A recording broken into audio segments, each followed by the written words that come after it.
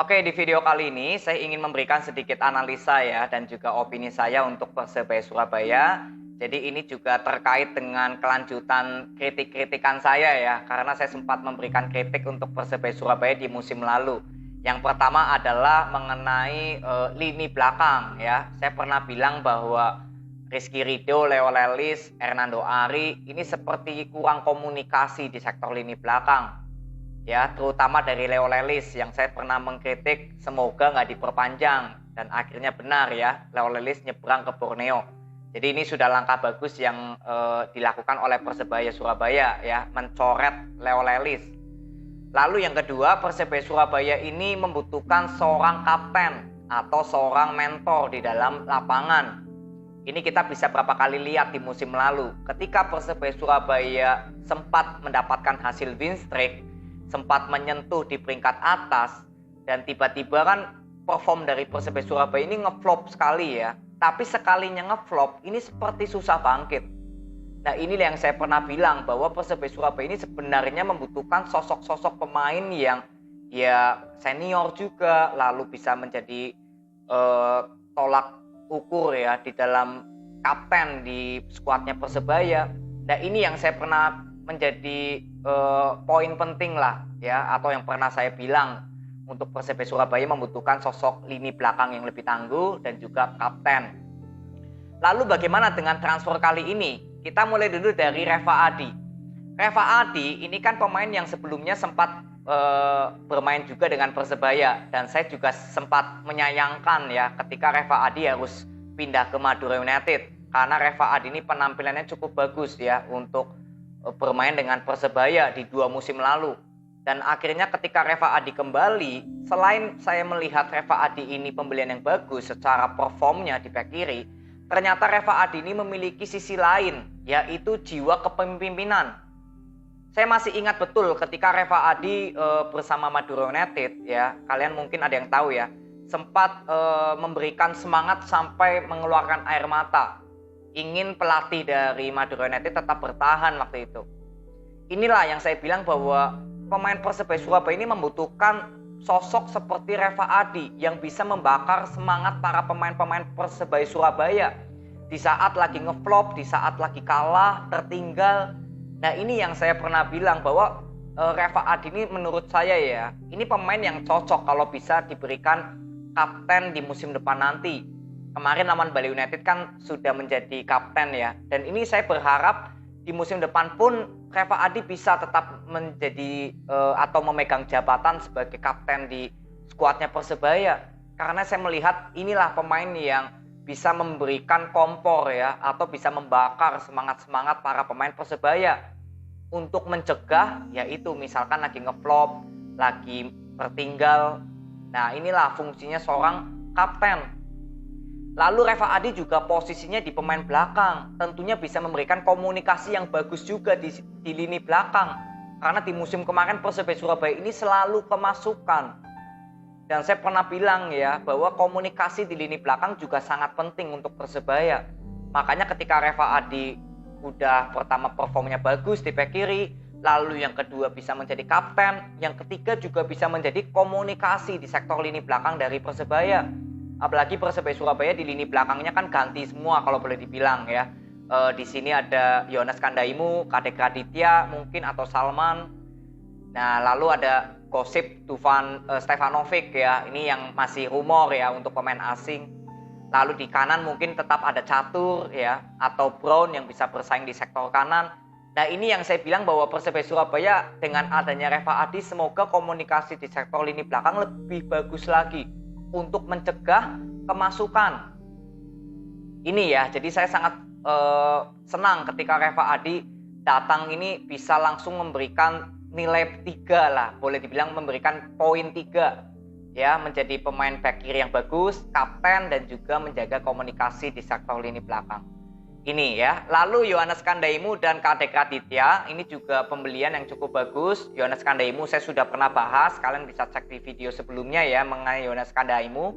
Lalu Kadek Raditya juga mungkin bisa menggantikan Rizky Ridho. Dan saya pernah bilang bahwa Kadek Raditya memang saya nggak ngerti performnya secara maksimal bersama Madura United. Tapi kemarin saya melihat histori Kadek Aditya, ini juga ternyata pemain yang cukup bagus. Usianya juga masih muda, 23 tahun. Dan semoga Kadek Aditya bisa dipoles lagi untuk menjadi bek tangguh bersama Yones Kandaimu ya, atau mungkin ada Salman. Inilah yang saya bilang bahwa pertahanan Persebaya Surabaya menurut saya, walaupun kehilangan Leo Lelis dan Rizky Ridho, tapi pengganti dari pemain Persebaya Surabaya ini boleh dibilang sudah sepadan.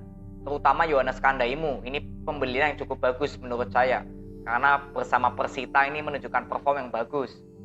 Ini ya dari sektor lini belakang dari Persebaya Surabaya sudah cukup bagus pembelian-pembeliannya. Hernando Ari dan siapa kipernya Persebaya cadangannya ya, ini juga saya kira sih masih oke, nggak masalah ya. Ada Aditya kalau nggak salah cadangannya Hernando Ari ya.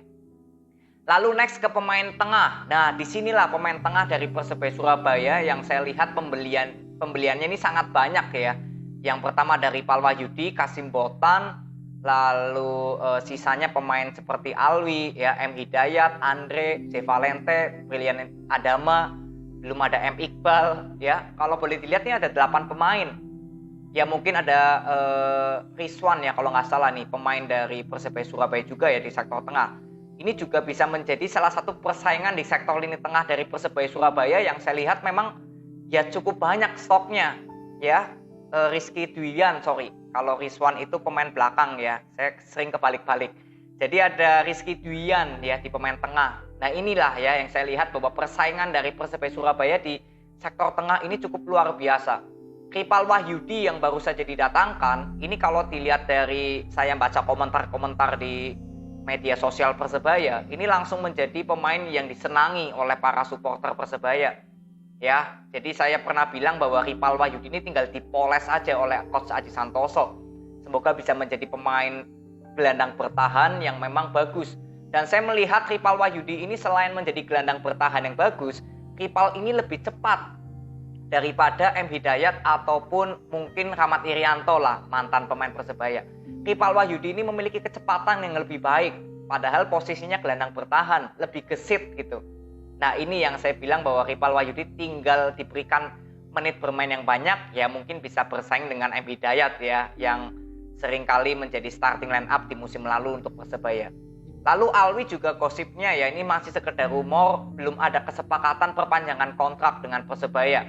Jadi misalkan ya, ini misalkan memang Alwi nggak bersepakat dengan Persebaya Surabaya, ya untuk kehilangan Alwi saya kira nggak terlalu bermasalah lagi, karena stok pemain tengah dari Persebaya ini sudah cukup bagus, sudah cukup banyak.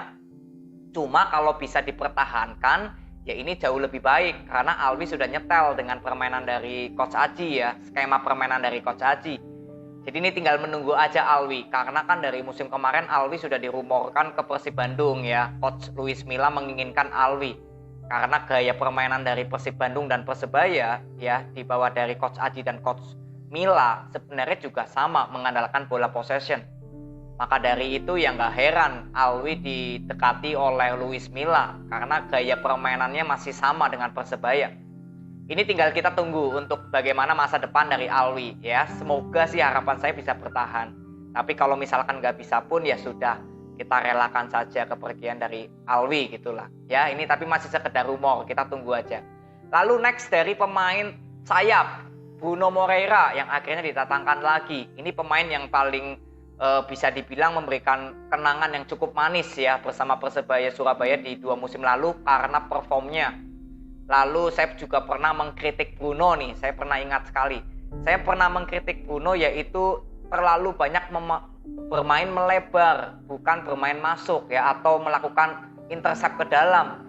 Nah ini yang saya pernah kritik, saya masih ingat untuk Bruno. Dan saya berharap Bruno semoga di musim depan nanti lebih berani lagi untuk melakukan intercept masuk ke dalam seperti permainan dari Yamamoto.